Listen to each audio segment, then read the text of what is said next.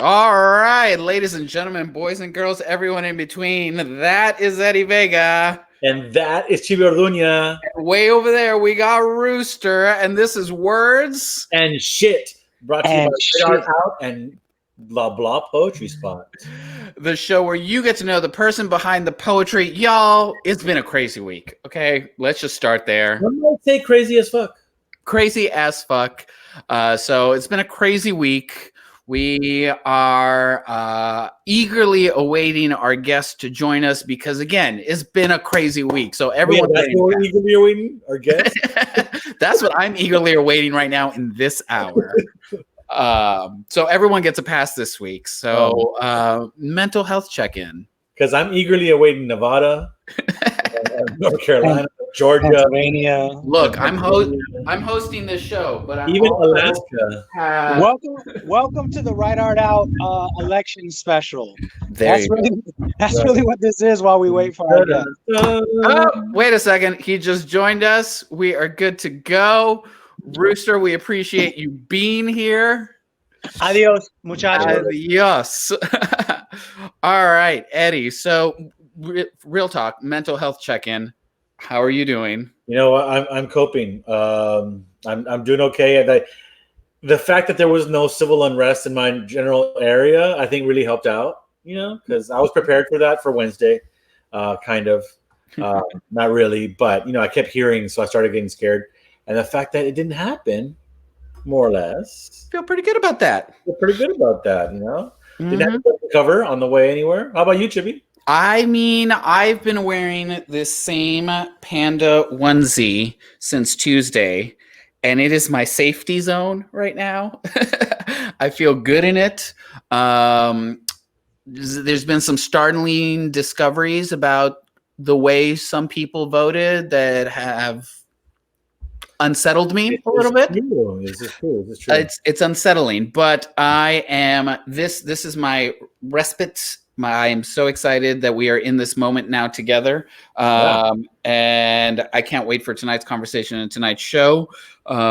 Forewarned, I do have CNN in the background. Should any updates happen in the course of the show, we are going to pause and update the world because we want everyone to be informed as it's happening. But at this point, let's just move on with our lives as best as we can. Eddie, talk to us about our guest tonight. Oh, Chibbi, today we've got probably who is one of the most educated guests we've ever had. We have Dr. Adam Falkner, a poet, educator, and arts and culture strategist. He's the author of The Willies from Bud Poetry and Adoption, which is the winner of the 2017 Diode Editions Chapbook Award. And his work has appeared in a range of print and media spaces, including on programming for HBO, NBC, NPR, the New York Times, and a bunch of other places. He's a former high school English teacher in New York City's public schools, the founder and executive director of the pioneering diversity consulting initiative called the Dialogue Arts Project, in which capacity he develops and facilitates trainings for schools, companies, and cultural institutions across the country. He's toured the U.S. as a guest artist, a lecturer, and a trainer for thousands of students, educators, and corporate employees, and was a featured performer at President Obama's Grassroots Ball at the 2009 Presidential Inauguration. What? He holds a Ph.D. in English and education from Columbia University. Dr. Adam Falkner, y'all. Adam, so good to have you on here. What's up? Hello, greetings, salutations. Yeah. Where are you joining us from? I'm joining you from New York City. Ooh, all right. Well, thank you for being here with us. Real quick, mental health check-in. How is this week treating you? How are you holding up? Oh man, I appreciate the check-in as always. I'm doing fine, considering the chaos and considering the stakes. I am pretty happy and pretty healthy, and trying to keep my eyes on the long game and checking in on people that I know need to hear from me as much as I possibly can. And I'm taking care of myself. So that's step one. Good. Well, we appreciate you taking the time to be here with us today. I think we all need just a break from everything that's happening and just enjoy some amazing art and hear some poetry and just let's talk. So before we do what we do, because we will hand the show over to you, 10 to 15 minutes for you to read like 3 to 5 poems, whatever you want to do. And then we'll come back and have a conversation. But before we do that, to anybody that's watching out in Facebook Landia, please use the comments section. We are monitoring the comments. We will read your comments. We will even showcase some of them. Lena C., I miss you too. So if you want to be part of the conversation, show some love to the poet, or if you have some questions that you would like to ask Adam, put them in the comments and we will read them for you. All right. That being said, let's get into this. Adam, the floor is yours. All right. Appreciate you both very much. I hope everybody's doing all right. From my mostly quarantined nest to wherever it is that you find yourself tonight, it's a pretty crazy and strange time to be alive and be here. And I'm just gonna jump right into it. Yeah, here we go. Let's get a one thing halfway straight. Let's get one thing halfway straight. I said, let's get a one thing halfway straight.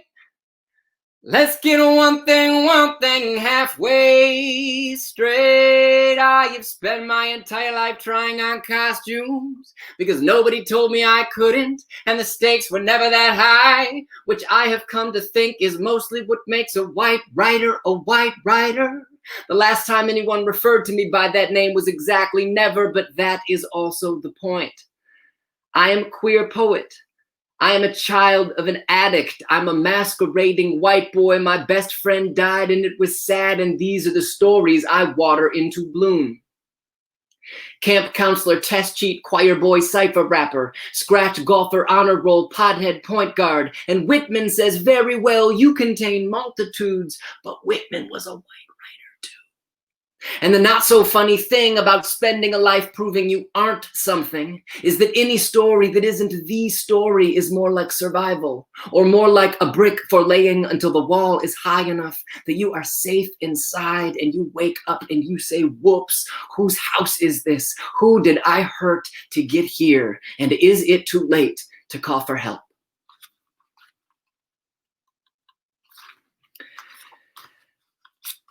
So this collection that I'm going to be reading from tonight, and I'm going to kind of be bobbing and weaving in and around a little bit, is called The Willies. And it's really telling two stories side by side. And that piece, that ditty, I call them ditties because many of them are not quite poems. They're not quite songs. They're somewhere in between. It's really telling two stories. The first is the story of my own sort of like coming out into queerhood. So they're poems of masculinity, they're poems of queerness. Right? And then the other sort of twin parallel is the story of my father's descent into and recovery from substance abuse addiction. And it's really about the costumes that both he and I are sort of like trying on and hiding within on our respective journeys, right? So it's about how we hide from ourselves to try and save ourselves, when of course the only way to do that is to tell the truth. So I'm going to read just a bunch of poems from the book, some of which are from sort of my side of the narrative, others are from my father's, and then I'll close with a couple brand new shorties from a new collection that I'm working on. All right. Owning your own white guilt is not cool yet. So you stuff the soft parts of other kids' cultures into your pockets until you believe that it is not there at all. You are a matching sweatsuit jukebox stocked with everything from Ice Cube to Outkast.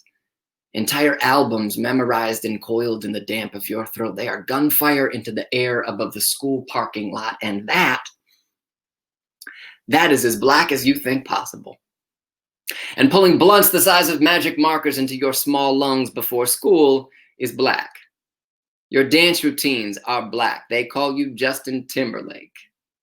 Your crossover is the blackest, though you are the only white boy on the court anyway. They call you Steve Kerr. You used to stare at a freckle on your left arm and imagine your entire body that color.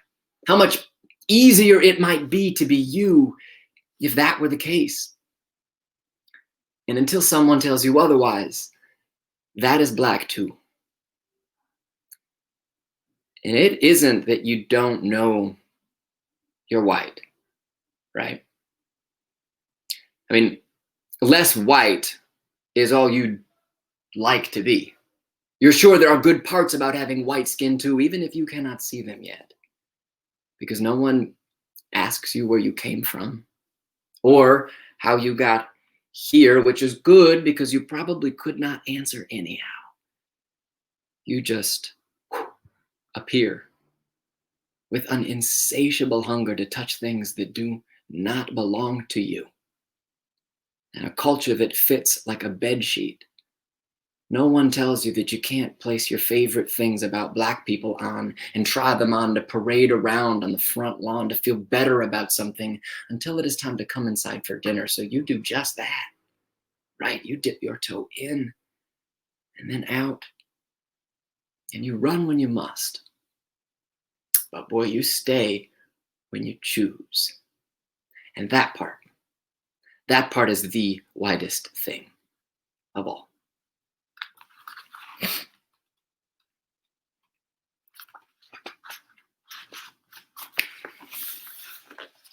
It's tricky, so stay with me. I crushed on the girls who dated the boys I crushed on, which I understand seems inefficient, but really it did the job. I loved Jeff, or at least from behind my desk in third period, I liked imagining my palms slapped around the buzzed cowlick on his neck. And Jeff asked Tasha to do a dance, which I knew to mean that Tasha and I should hook up. It is not that complicated if you think about it.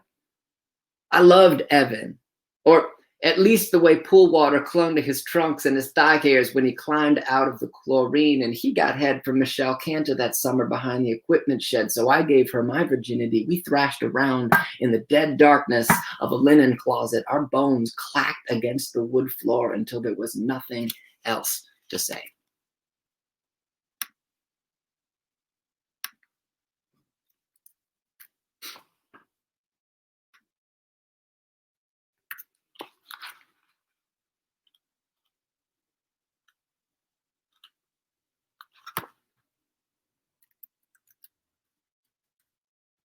This is the modern, this is like this new Zoom room reading we're living in now. It's so weird. Pussy don't bite. I swear I've read this poem many, many times, and I keep expecting that first line to feel better. It does not. Pussy don't bite is what they kept taunting and laughing on the other side of the door. And Jessie is older and she is in the good choir and sometimes jokes with my friends that she wants to be the one who fucks me first, which I think is weird but also flattering because she is the lead in the musical and I only have a small part. So when she grabs my hand and walks me across the cast party to the bathroom, I am sort of prepared for the worst or the best, or maybe a hand job or an easy exit like, wait, I'm too stoned, or wait, this will ruin our friendship, but I just didn't factor in the boys. And that I would have to do it listening to them, listening to me on the other side of a thin strip of light, and that passing through them lined up like a corridor outside would be the only way I would ever get to leave.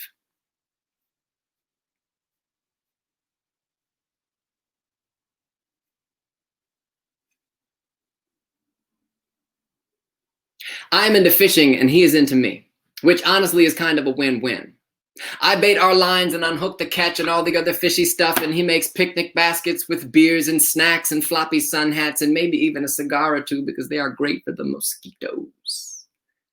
Sometimes we are the only two people on the water, and even our whispers carry across the entire lake, and it is always so romantic and adventurous, except one time we decide to go for it right then and there in the center of the lake, and it is really hot until it is not, and everything just starts smelling like fish, and everything is rocking back and forth, and neither of us can get a sturdy grip, and we aren't going to finish no matter what we do. So I start laughing, and he gets furious and screams at me and throws our entire picnic in the lake. And I try explaining that it was just a wild scene, and I can't unsmell the fish guts, and we should just go fuck in the grass. But he can't get it out of his beautiful head that it was his fault, couldn't get the job done. I didn't want him. He wasn't good enough. So he jumps in the black glass and swims back to the beach alone.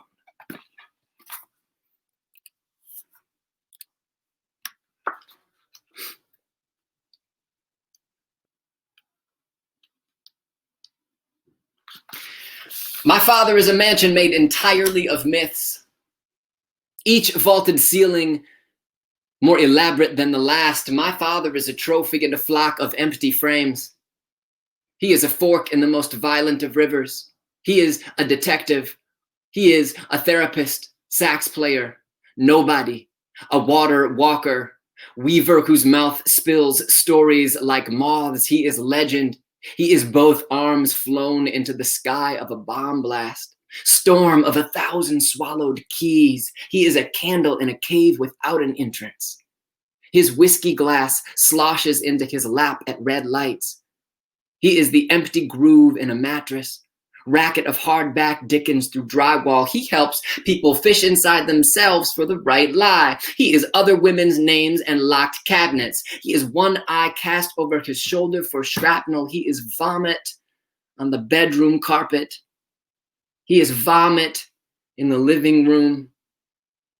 He is a scholar of bomb blasts and both arms around me. He is made of myths and keys and red lights and snip strings and snot in a rehab waiting room. He is a hard back water walker. He is a fishing tail, an elaborate entrance.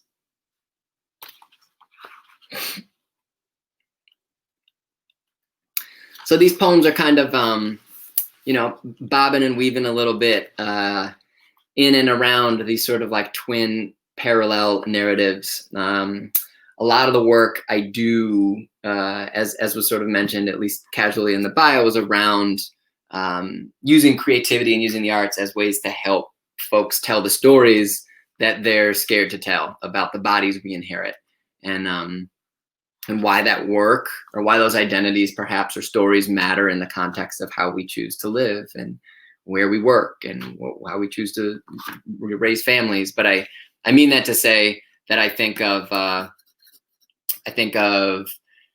creativity and art and play as ways to be more courageous actors in our own lives. And my work for the last 10 years has really treated creative writing and poetry, and not just because this is true in my own life, but because I think that I know that there's like real hard research science behind it, that creativity and play can be spaces where we live more vulnerably than we give ourselves permission to in our lived daily lives. And some of the poems in this book, as well as a lot of the new work that I'm writing, some of this young adult voice or collection you're hearing, it's almost sort of like diary entries, is really treating writing in that way, as a space to be a little more courageous than we are in our day-to-day lives, which the world could use more of. I'm going to read the poem that is sort of like the title track for this book, The Willies, really trying to sort of set the table for these two twin narratives. It's an old poem, but it is one that for sure felt like the right way to set up these two sort of parallel stories in this book. So this poem is called Willie Boy. Finally, the poem I will not write. I am in 5th grade wrestling in a brush pile of dead leaves with a now dead friend. We paw the hardening knots in each other's gym shorts and laugh and writhe until the leaf pile is no longer a pile, but a kicked in hive of tiny heaving sweat. Soft stink of new lungs and rotting wood. 6 girlfriends and a dissertation later, I wake up in a tougher city with new friends, all of whom remind me of my father. I look at men with chiseled jaws on loud trains in new ways, or maybe old ways, but with less at stake. I wonder if they ever hover their gaze over me for an instant too long, too. I wonder if the flexed tricep peeking from under my own black t-shirt makes them dance their eyes into pretend reading material, too. I freeze snapshots of beautiful strangers, pin them in the high-ceilinged hallways inside me near the faces of everyone who knows me by a different town or a different version of my father, none of which are the Christmas he got so loaded he started yelling about how gay people give him the willies, rooted in Willy Boy. Or Sissy, a name I've tried fighting and drinking and fucking away since 6th grade. A badge I've tried burying amidst the brass edges of ball fields and rap songs, and still, from beneath the goose down of this new bearded man, soft snore into my shoulder's right teacup, hairy thigh laid heavy across my lap, I peck the first lines of another poem I will not finish. A willy, a sissy. It raises its hand, it draws a blank, it swells its chest, it coughs soot, it curls its fists, slinks into the dark.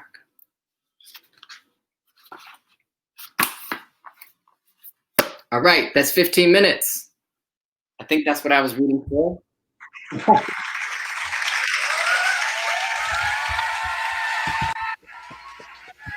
That's great. Applause, applause, applause. Crowd goes wild. Wow. That last one, I hate to say it gave me the willies, but yeah, there's like a certain feeling of, I mean, the way that was woven. I mean, I did not expect it to go. I didn't realize that was a title piece. You know, I guess, and that was good. Thank you. We just got a comment, Ryan, saying, "Welp, I know what I'm buying later," which is funny because when I finished reading your book, I reached out to Ryan and I was like, "Have you read Adam's new book? Because I think you would love it." And clearly, it was right on the nose. Let's dive into this book. I have a question. You know, I wanted to know more because as I read through the book, there was definitely a feeling of searching, a feeling of loss, a feeling of struggling with acceptance. Like, how did this book kind of come about and the compilation of these poems together? Well, I think, you know, I'm always, I think one of the things that really, really preoccupies my writing, perhaps more than anything else, is like the desire to want to understand what I am inheriting. And in the you know, the degree to which it makes sense, interrupt or problematize or trouble what I am inheriting, right? And two of the larger narratives that have really like occupied a lot of my life, both I think as a young boy and then as a young man, and as a result, they are the sort of center pins of this book, are narratives around race and masculinity, and both of those things are deeply entangled with this sort of question about what my father represented to me as a young person, and trying to run from multiple parts of myself that I was just like really, really terrified to see myself as. And I think in many ways, right, like that mirrors a lot of, you know, his journey as well, with substance abuse. But I think in answer to your question, I had spent a lot of time writing about race and whiteness, and thinking a lot about that work, like academically, and thinking about white kids and cultural appropriation, and all the while was really sort of tiptoeing around a lot of questions in my own life pertaining to sexuality and queerness, which for a very long time I knew was true, but it wasn't really until I was forced to reckon with my own father's addiction that I made the choice to sort of confront what other stories in my own life I was running from, right? So my capacity to sort of like come out and be free and step into queerhood as a 20-something-year-old man was deeply tethered to watching my dad in some ways not make that choice, right? And really sort of descend into his own addiction. But ultimately, to keep it real funky and honest, like watching him come out of the other side of his own struggle, I think is an important part of that narrative that sometimes gets like lost in the book, right? Mm-hmm. Watching an unexamined life challenged me to sort of think more critically about, the truth I need to tell in the world, but it doesn't stop there, right? Like watching him examine who he was and emerge on the other side as like, to some degree, a healthier and happier person, having made the choices that he did, really kind of in some ways gave me the courage to do the same thing, but in a different way. There's something universal about relationships between fathers and sons, and I guess across cultures, across norms and whatnot. Mm-hmm. And but it's a little bit different when the son is a poet. And I guess my question is, has he read your book? 100%. And then do you read them together? Does he watch the performances, or is it more like, I'm gonna let you do that on your own, then you talk to me about it later? For sure, definitely the latter of that. I mean, I think it would be dishonest to say that it's like not hard for me, right? Some people are like, I write what I write, and other people can just deal with it. That's not me. I do think, I'll say, that it's important for me to tell the stories I think I need to tell, right? Like if I know I need to tell them, I can't get caught up in my head thinking about like, oh, will this offend people, or oh, will this hurt people, right? If I'm writing, like that's it. I worry about like what to do with said thing once it feels good coming out of my body. But I do feel accountable to what I write, and I feel accountable to the people who are implicated in what I write, particularly when I am writing a version of my own life that's real, and I'm transparent about saying that this is real. That being said, I think my dad's relationship with my work has changed over time. I think that initially it was a sort of like an act of like betrayal, or as poets are wont to do, remember a fictionalized version of how he remembers the very same day. But what I have sort of like come to accept, both in my own life and I think both as like the person who is telling the stories I choose to tell, but also the person who is continually trying to write myself into better relationships with people I love, him being one of them. We got to tell the stories the way that we experience them and the way that we remember them. And one of the hard things about, I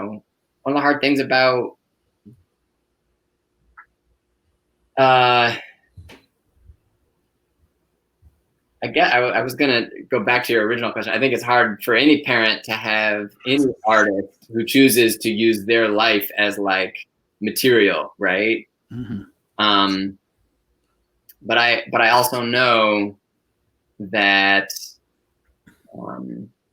when I am telling the stories that I tell, right, like even sometimes when there are different rememberings, or we remember things differently, and this is true for me as a teacher too, right? It's like how you remember it is how that shit happened.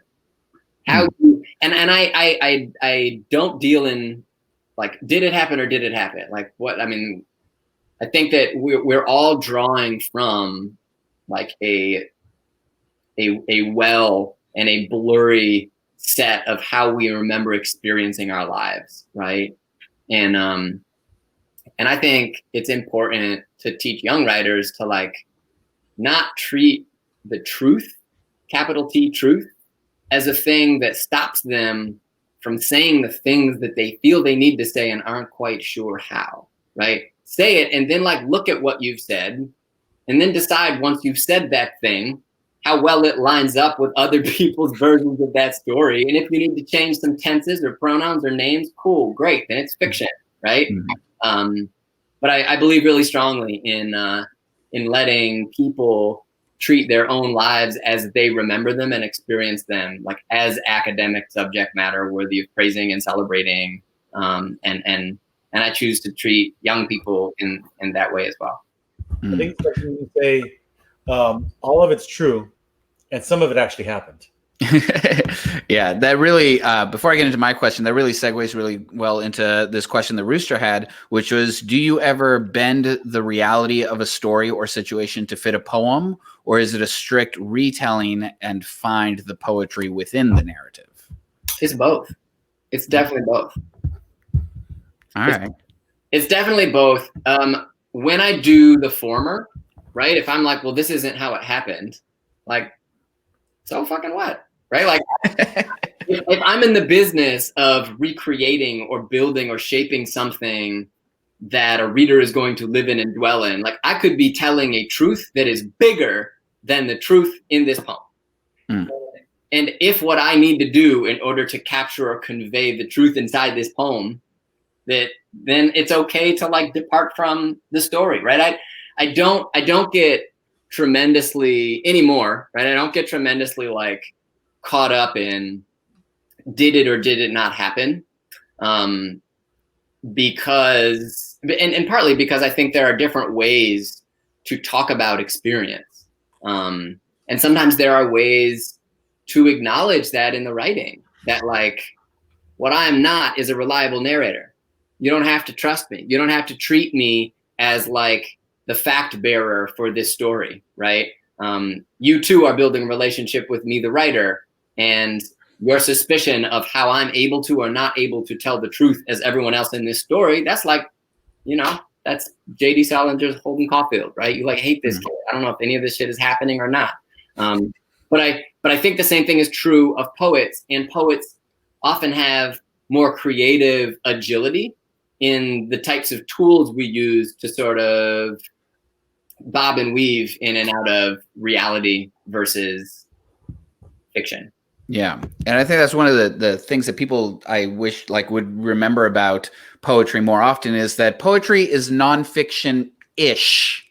You know, it's nonfiction adjacent. Like it's still literary works that authors can take, you know, privileges with to create the work. It isn't necessarily autobiographical. Now I want to dive into the weeds a little bit, because like I was talking about your book and your work earlier again with Rooster, and he mentioned like just how clean your work is, and I couldn't think of a better word for it. And one of my favorite adjectives.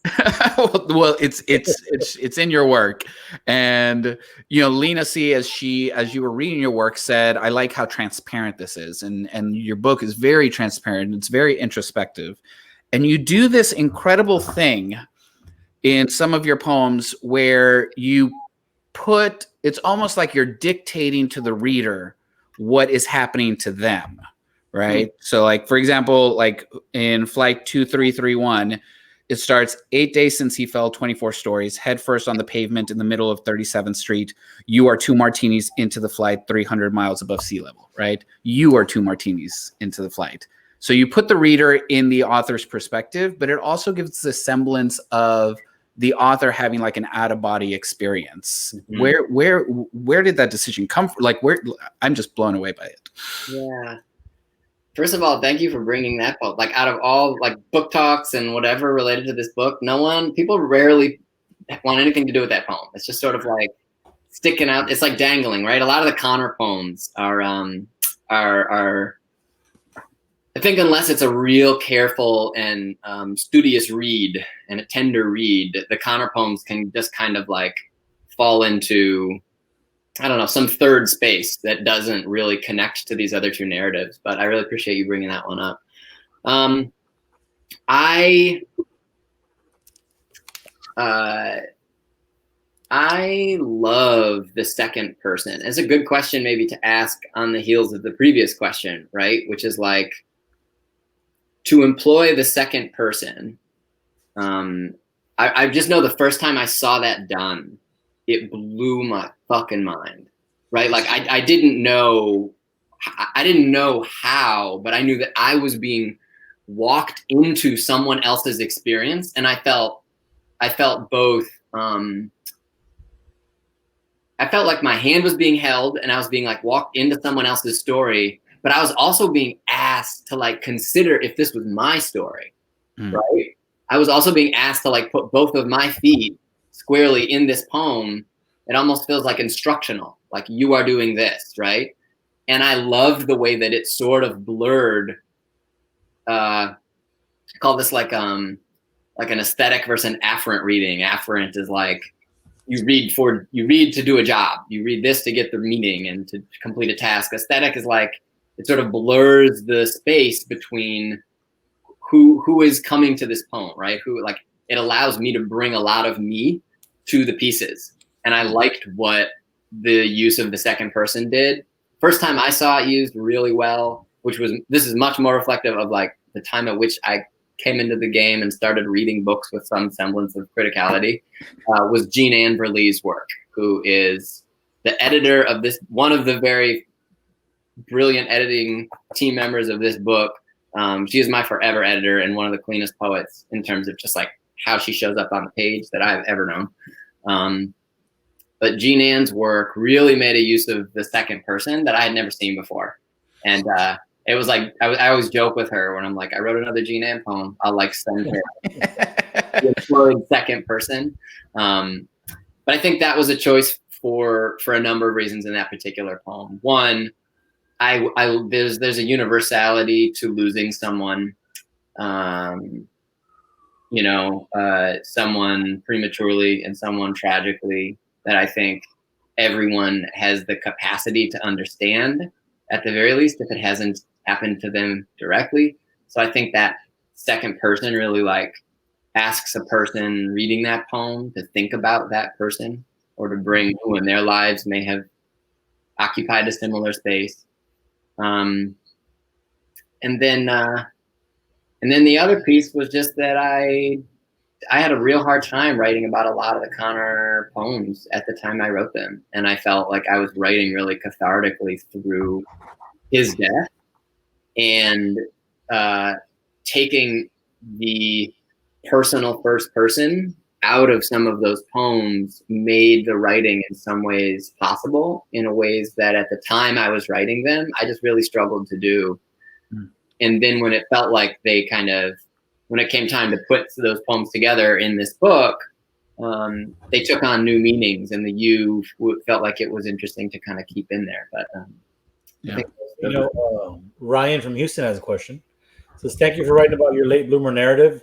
I'm a late bloomer too, regarding the entrance into queerhood. Since you verbalized how you ran away from a lot, what variables allowed you to feel more comfortable with yourself and to rest your legs? I like that. Rest your legs. Okay, poet. I like that a lot. What variables allowed me to rest my legs?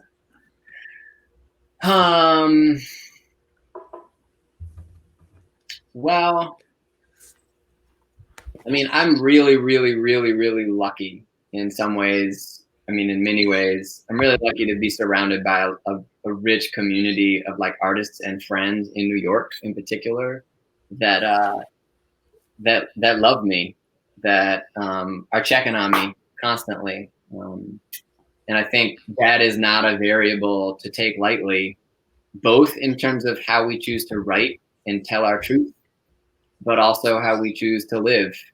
I take very seriously the beloved community and all that encompasses, meaning like there are people who are not related to me who are more family than those who are.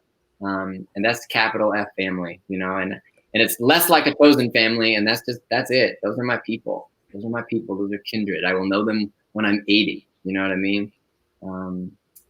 Praying that I see 80, or maybe not. Maybe give me a clean 60. But yeah, I think so. Family, community, people in New York that I kind of came up writing with, and learning that like creativity was a space for me to feel powerful and be courageous and be vulnerable, and like through the telling of stories that mattered to me, forged relationships, you know, that I will never let go of. Other spaces, I mean, I also just think, like I said, watching, you know, serendipitously watching my own father's like uninterrogated life really reached a critical point where he needed to ask himself some hard-ass questions or he was going to die. And in some ways, that metaphor, that question really, I took it seriously in my own life, right? I didn't want to be asking myself questions when I was like 50, right? That I needed answering, right? And I just really had it's been a long conversation with myself. And I don't think I wasn't out to myself until I was like 23, maybe 22, 23. And then I think it wasn't really until my like mid 20s, 25, where I was just like, well, if this is this is a funny story, and he won't mind me sharing this, but this is also kindred to like having people that love you, people that are checking on you in your life. My dear friend Carlos Andres Gomez, who has a brand new book out called Fractures, and it's incredible. Buy it. One time, very jokingly, I'm sure we were like out drinking. I don't exactly remember where we were, but we were just like joking, ha ha ha ha. We were talking about like boyhood. We talk a lot about masculinity.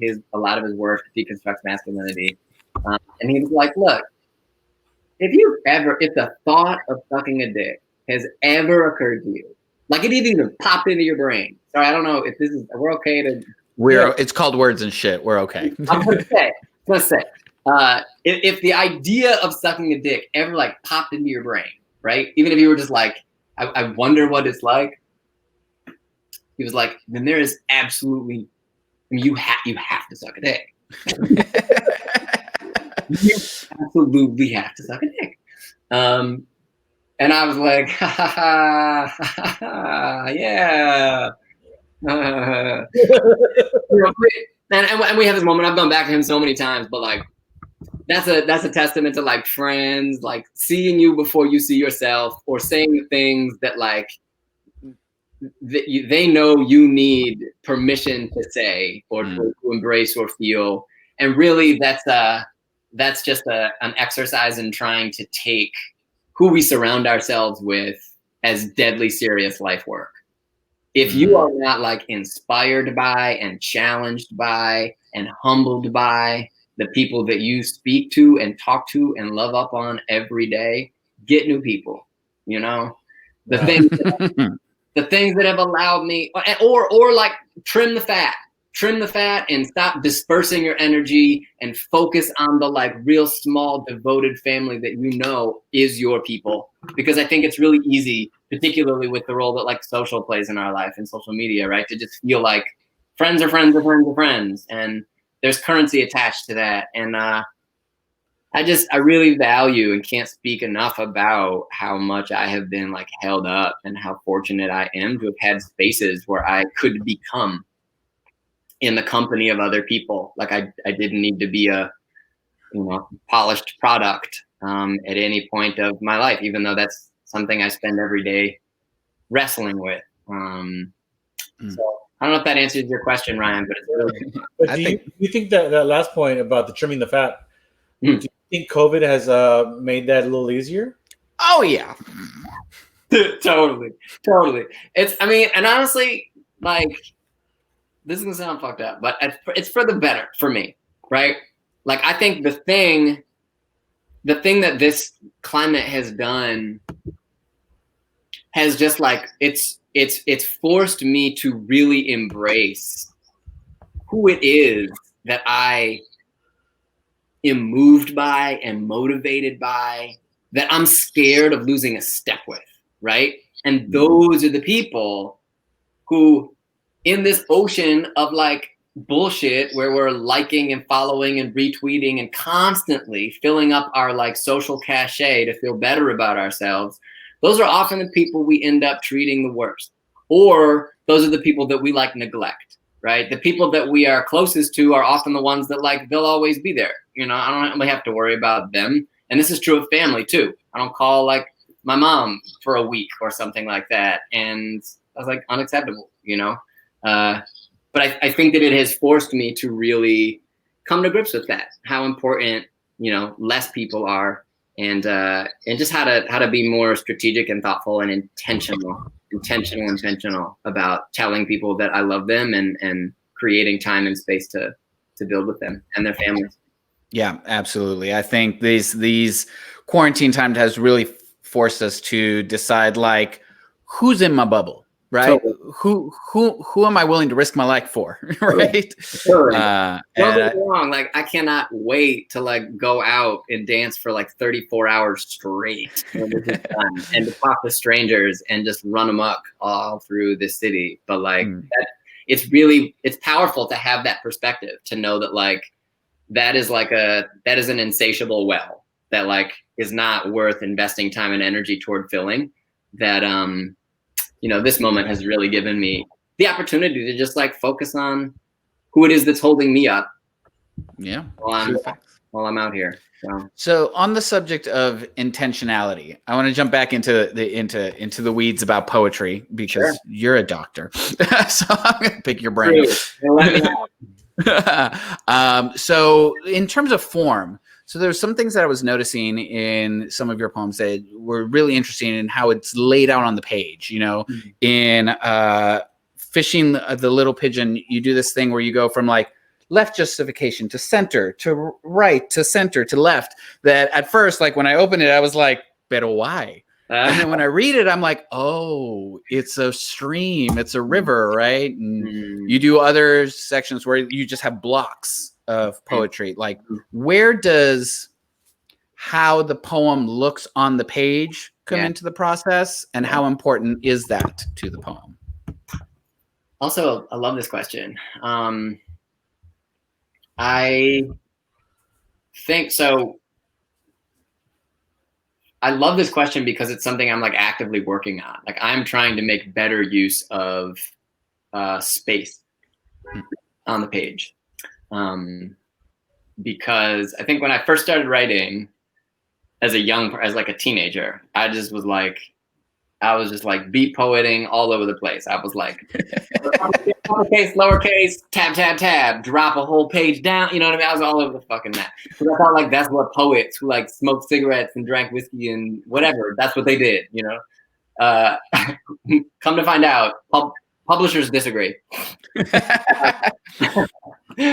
But I think when I started reading, that's probably the biggest thing that really started to shape my curiosity about how stuff appeared on the page, and it became really important to me. Partly because I'm sort of a control freak, and I'm a nerd, and I just get like really geeked out about like very specific choices that I started noticing writers were making in response to what a poem was saying, what it was trying to create, what feeling it was trying to build or emote. So in the conversation, I guess, with regard to the book, the Fishing the Little Pigeon piece, right, is very much sort of like, right, like a river. But a lot of that stuff often happens in the editing process for me, right? Like I will write a thing, and then if it's clear to me that this is worth pursuing or doing something with or getting some other eyes on, then I kind of will make the choice about, you know, how I want it to live, or like what actual container I want to gift it to people in, so as to like reinforce the feeling that I get when I've read it. So oftentimes when I'll write, I'll just get like, you know, it'll be like, usually it's like one skinny little brick. Like most poems in here, or most poems I should say, when I first write them, are like My Father is a Mansion, or they're like The Year the Wu-Tang Drops. They're like long and they're skinny, and I'm not really thinking too much about it. I'm just thinking cool line breaks one at a time, like break that, break that, break that. And then in the end, I will step back and say, you know, how does this look on the page? Does this make sense? what does it mean that there's not so much space here? Or what does it mean that there's all this white empty space? Or what kinds of stanza breaks are here? And I credit the careful and thoughtful editing of some of the people I've just mentioned, but also with regard to the poem in particular you mentioned, Hanif Abdurraqib, who is a dear friend and the editor of this book. Hanif was really adamant that this book needed to make more strategic use of structure, because I'm telling multiple stories that cut across like time and space, right? So like some of them are about my dad, some of them are about whiteness and like white boydom, trying to sort of marry that to sort of queerness and masculinity, but like, how are people going to keep all these conversations straight, right? And one of his like really brilliant scalpel, I thought, observations in the editing of this book was to try and create similar containers for similar poems so that folks could see like narratives evolving throughout collection.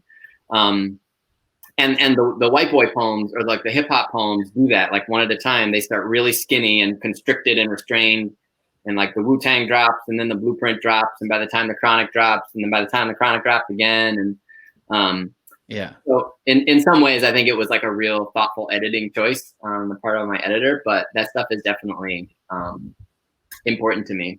Partly I think too, from a musicality standpoint, right? Like words, my very first editing tool is to read it aloud. If it doesn't sound good read aloud, then it's like, then I'm doing something wrong. And if there's anything I can do in the structure of the poem to aid the musicality of the words or the musicality of the piece, then I'm going to try and do that. And sometimes it's helpful to have another editor come in and be like, this has a lot of music, but you're not letting it sing. You mentioned that you're a control freak. So then do you do that formatting yourself? And then after you put it up on the page and the editor tells you, oh no, I'm sorry, it gets to the page, and given the dimensions of the page, they give it back to you and like, yeah, no, you couldn't do that. How's that going? All the time. Totally. So, you know, the poem, The Definition of Privilege in here used to be one massive chunk. We fought over it. It was just like one big block brick of a run-on sentence. And the press was like, this is not gonna work. They like sent it back to me, and they just like moved the margins in, and then it was like 3 pages of a brick. And I was like, oh, no. Firm no. Yeah. Take this back. They were like, well, math is real. You know what I mean? Like, we only have so many margins. This is the size of the text. So like, rewrite the poem, get creative, work with me, figure something out. And what we ended up doing, I thought was like way, way cooler. In some ways, I like the way it looks now. It looks, we broke it up into little, if I can find it, we broke them all up into small sort of square chunks, each of which there it is. Thank you. So each one is kind of carrying the sort of still boxed in spirit and energy of all of the other poems, but we did it in a way that was trying to suggest there is evolution. A lot of those hip hop poems and the white boy poems are trying to move from a space of like constriction to a space of some like self-realization or you know, freedom. And to the curious formatting nerds, totally. what did you use to do that? Like what? Just Microsoft Word? Were you using Adobe program of some sort? Or yeah, that was the one poem actually, The Definition of Privilege, where like I was using Microsoft Word, they were using some other shit, and they would send me back the Adobe, like the InDesign. I was like, this is not it. This is not what I gave you. And I felt bad about it, really, you know, going back and forth, but like they were totally cool. And I think that's it, you know, some friends of mine write all over the page, and I know that a lot of that stuff gets sort of like lost in translation, right? And like presses move much faster, or deadlines are tighter. So I felt really grateful to be able to work with Hanif and Button and their design team to just be like, this isn't working. Can we try it again? Like, I'm here. You have my time. You have my attention. Just like, let's get it right, you know? But we were definitely working in different systems, and that was definitely a problem. Now, this is a good transition to a question that Rooster just asked, which was, you mentioned Jean Verlee. Do you look for beta readers to get eyes on your work first or take it to the stage? How does the stage play a role in your writing process now? Good question. The stage was like the original editor for me, which is like a lot of, it's like, you know, you came up in the sort of like slam community or the performance community. I did, you know, I was a Brave New Voices kid. I was 18 years old in Chicago. I was a high school student. And then I went through college union poetry slams when I was an undergrad. And then I went and did the adult scene. So like, and I think beside the obvious point, which is community, right? Those people are, including like Jean Ann and including Carlos, like these are people that are, you know, deeply important to me. I met them through the performance, right, space, but then also quickly they became the editors. So I don't know an answer to the question, right? Like I don't trust anybody's read of my work. Like I don't go, it isn't the sharing, the physical sharing of a poem that makes me like feel excited to get it back. It is specifically who I am sharing it with and what that relationship is based on, you know? I will say that my writing, I've had a hard time in the sort of pandemic times that we're living in, not having like open mic spaces to be able to try out and read room energy around new work. Mm-hmm. That's really important to me. It always has been. And I don't mean, maybe it's just because I'm like a queer kid wandering around the world trying to like be validated for every sneeze I ever make. You know what I mean? I just like hunger for people's appreciation. I'm sure that's part of this shit.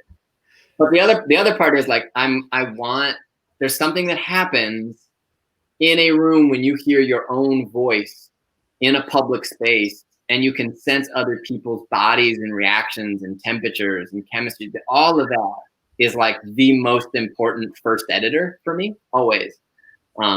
Sometimes now I will just go, if I know I got something, I will go right to one of the editors that I love and be like, Jean Ann, look at this. I'll be like, John, read this, or Angel, read this, you know? But more often than not, I sometimes won't know that I have something solid until I read it in a space and people tell me that it's solid, which probably says a lot more about me than it does my work. But I know that in the Zoom room era that we're living in, that has become really hard for me, not having a space to just like, you know, brand new first draft, no expectations. Let me throw it out there and see what comes back. You know, I was going to ask a kind of a race question based on on that first piece.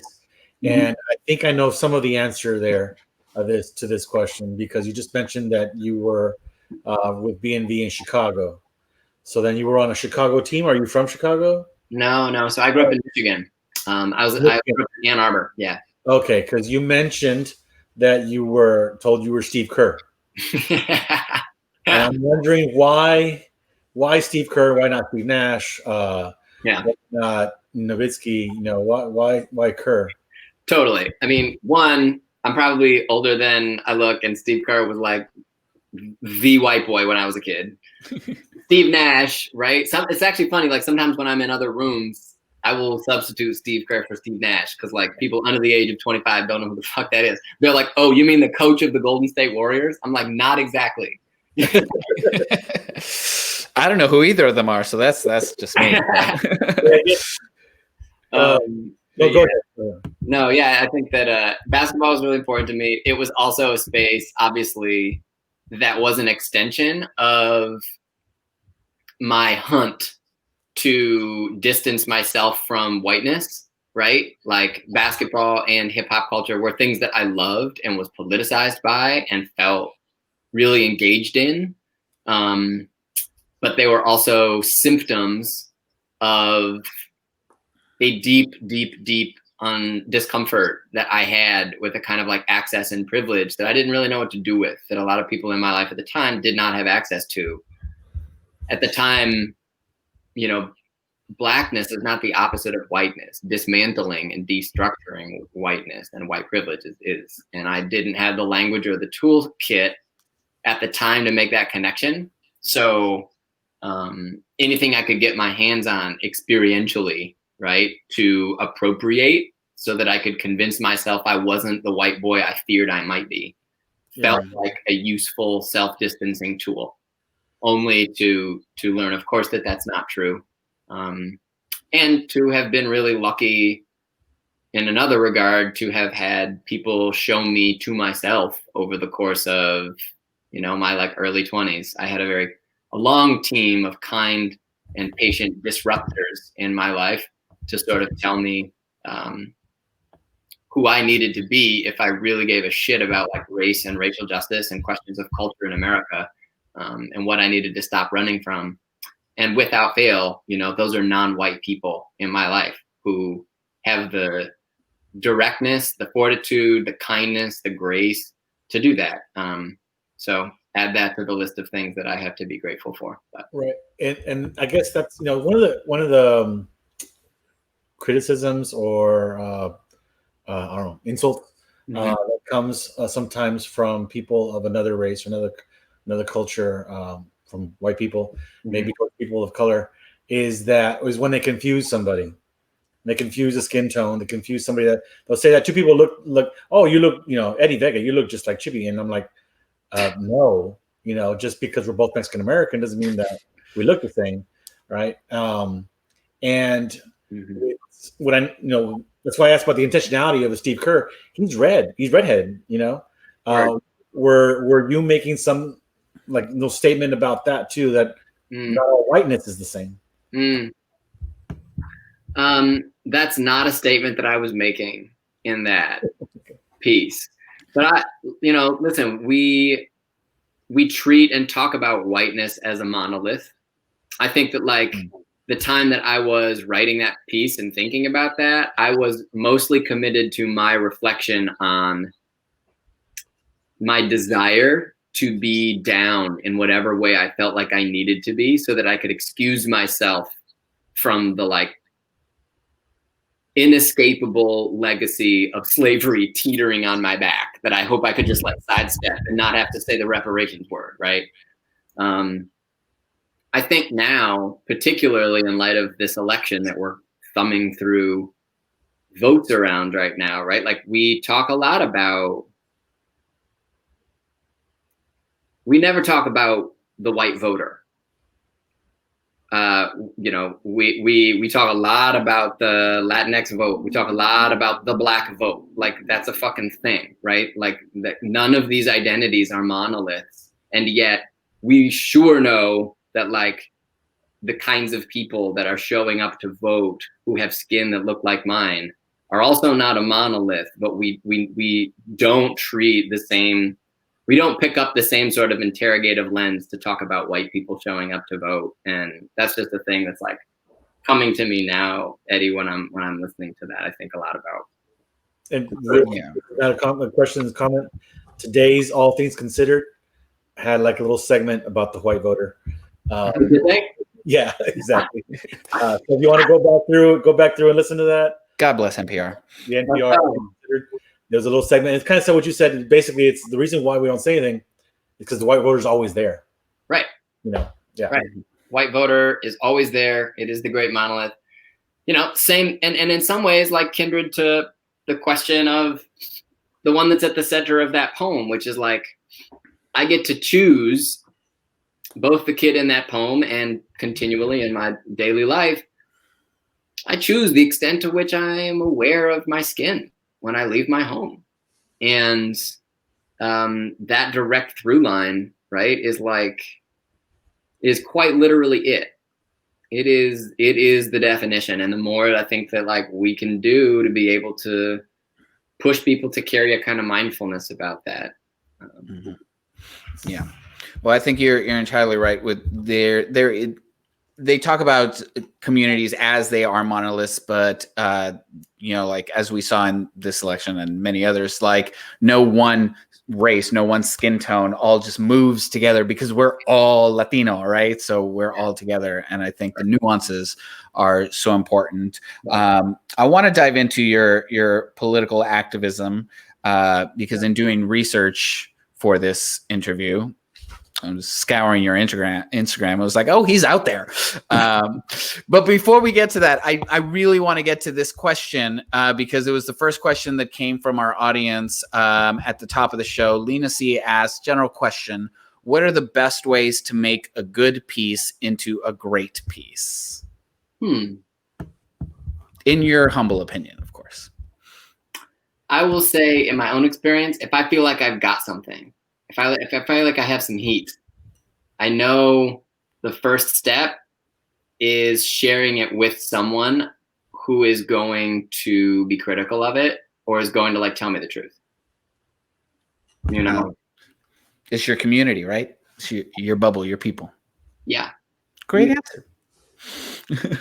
So then let's dive into this politicalness of yours. You've been out there. You've been heavily involved in this election. Like how is the political activism part of your life balancing with your writer self, or like just how does that influence you? Yeah, I think my work is really around. What does that even mean? Honestly, they're the same thing. They're the same thing. How I show up and the work that I do,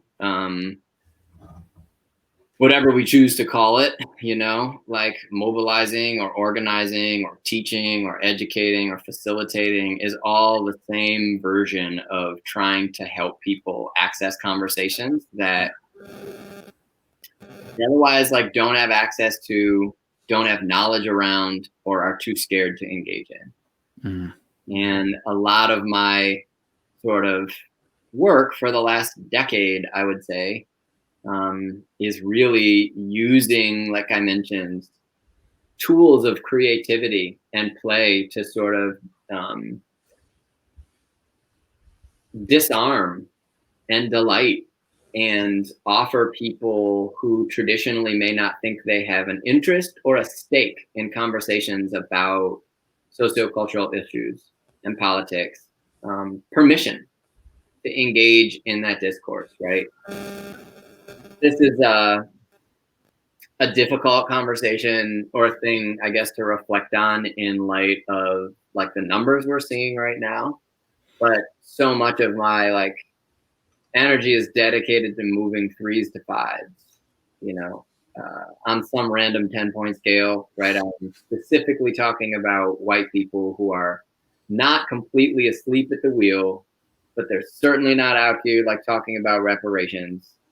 My job in many ways, as I define it, is to try and meet those folks where they're at and to do whatever I can to feel safe and available to meet those folks where they're at, but to make sure they know they cannot stay there. And how do I move them gently, firmly towards thinking with greater criticality about who they are and how they show up and what kinds of choices they make in their lives, their work, their communities, and their families. So in some ways, it's much more work of like strategy, and I call my teaching philosophy or how I think about education as like Trojan horse pedagogies. It's like, well, I will, and partly this is because I think this is how people learn. I think we learn when we're tricked into it, or we don't think we're learning. But I also think that we learn through play, and we learn through giving ourselves permission to fail. And maybe on the heels of the conversation about whiteness and what the work of white people that are trying to think carefully about their role right now, I internalize that to mean having real focused conversations with white people about the world and doing whatever it is that I can in order to be that person you know, like I'm aware that there's a kind of like currency and citizenship I have in white spaces that allows me to say the thing that a lot of other people can't to white people.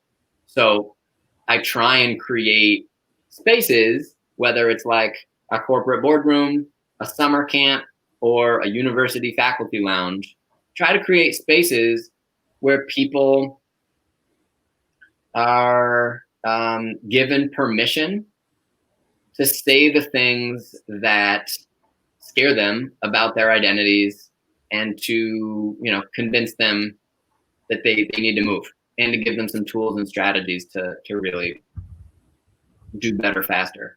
Yeah.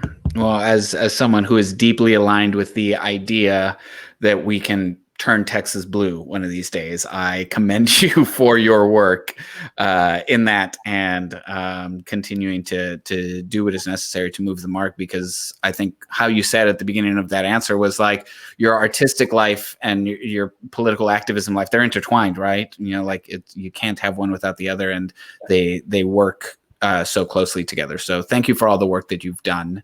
And for spending this hour with us in a really contentious night on election week. Honestly, this has been the most like refreshing possible thing I could have done. I'm like, I went for a run right before this. So my hair's all fucked up. I've been like, I'm like, God damn, what did I do? I just was like, there's CNN is right here. Turned it off. Haven't even thought about dinner. I'm reminded, Chibbi and Eddie, just like how much levity is possible in spaces where I like give myself permission to step into well-curated rooms, you know, like, and increasingly I'm just trust the power of well-curated rooms, and appreciate the invitation to show up and be here with y'all. And yeah, Spread the word about our curation then. Well, thank you so much for being here. If you would please do us the honor of closing us out with one more poem, we would really, really appreciate it. All right. How about something brand new? New shit. Cool. I'm gonna look it up.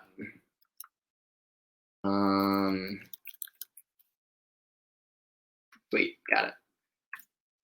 So, I like to think of myself as a nature creature. I'm a child of the wild.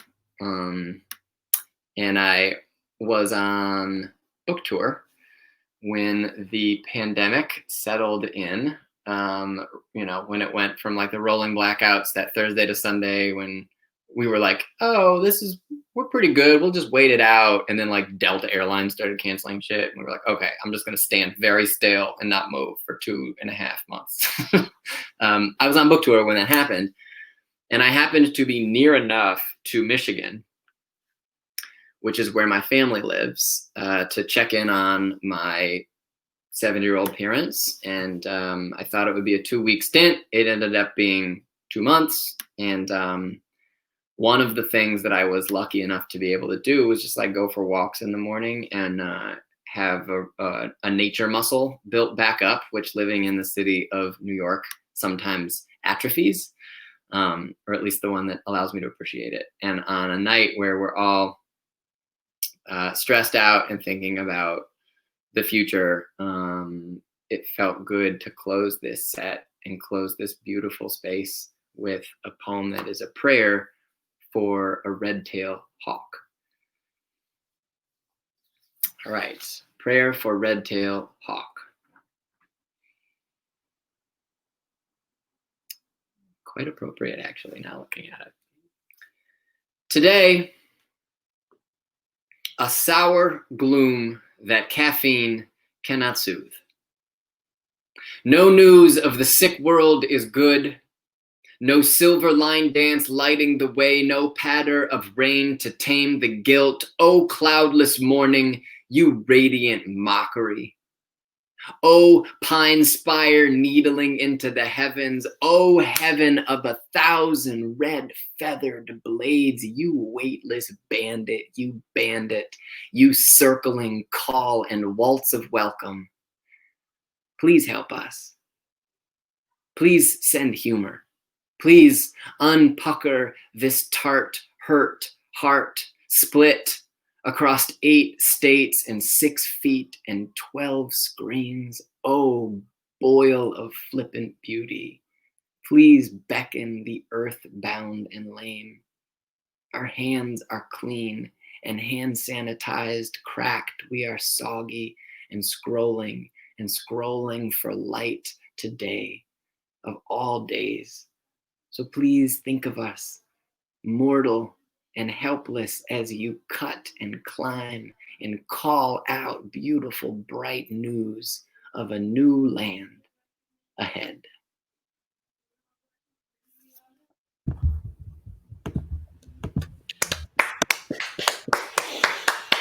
Adam Falkner, y'all. This was dope. That was a brilliant way to close out the night. Amazing. Yeah. I love that. That was cool. Thank you so much for being here with us tonight. Thank you so much for everything that you've done. The book is amazing. For anybody that does not have it, go buy it. It's on buttonpoetry.com/product/the-Willies. You can follow Adam on the great cover. It's a beautiful book cover too. You can follow Adam on Instagram, Adam_Falkner. I don't know if you're anywhere else in the world. I don't understand Twitter, so I don't go there. But yeah, thank you for being here all the way from New York City. We appreciate you, your time, your words, and your work. So Pleasure was all mine, for real. I really appreciate you both. And thank you all for being here. yeah, that was Adam Falkner, everybody, and what a fantastic conversation an hour that was. Yes, go get that book. Everybody needs to go get that book. Despite everything that's going on in this world, we're just so happy to be able to still have these spaces to bring artists and poets together and to continue these conversations, because the work is still important, y'all. That being said, who do we have coming on next week, Eddie? Oh, we've got an amazing poet all the way from New Orleans, Louisiana. New Orleans. We have a poet who has one of my favorite poems ever in slam. Probably like my first favorite slam poem that I saw live at a competition. Icon. The poem is Trigger Warning, so go look that one up, please. One of my favorite poems. So anyhow, not only is she a phenomenal slam poet, but she's a phenomenal person, period. Yeah. So we're excited to have that. Multi-talented all over, not just in doing poetry. I saw her in a music video just recently, actually. Stacks on stacks on stacks, all of the things. So that's coming up next week. Everybody, thank you so much for tuning in. Please make sure, you know what I realized today? I did not do my job as producer. Boom, banners. If you want more information about the things that we are doing with Words and Shit, you can follow us on Instagram and Twitter at Words and Shh. That's on Instagram and Twitter, so you can find out about all the upcoming shows that we have, as well as the previous ones. We're also available via podcast, so go up and listen to previous episodes, because we've been doing this via wherever you get your podcasts. We've been doing this since April, y'all. So there's almost 30 episodes of Words and Shit that you can go listen to on your podcasts. And of course, follow Write Art Out on Instagram and Facebook to find out about all the initiatives that they are putting in place in terms of open mics and writing workshops. But thank you again for being here. Until next time, that was Eddie Vega. And that was Chibbi. Stay safe, y'all. Good night, everybody.